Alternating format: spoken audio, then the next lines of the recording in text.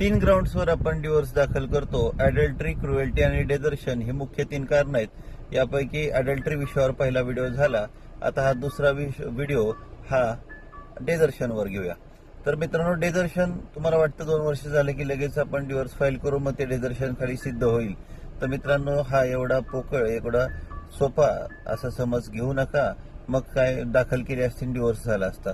मित्रांनो, कोणतीही केस दाखल झाली तर ती पुराव्यानिशी आणि वस्तुस्थिती काय घडली आणि त्यामुळे आम्ही 2 वर्ष कसं वेगळं होतो आणि या 2 वर्ष वेगळं असण्यामुळे तुम्हाला कसा त्रास झाला, या सगळ्या बाबी तुमच्या प्रत्येक पॅरेग्राफमध्ये रिफ्लेक्ट झाल्या पाहिजेत, दिसल्या पाहिजेत.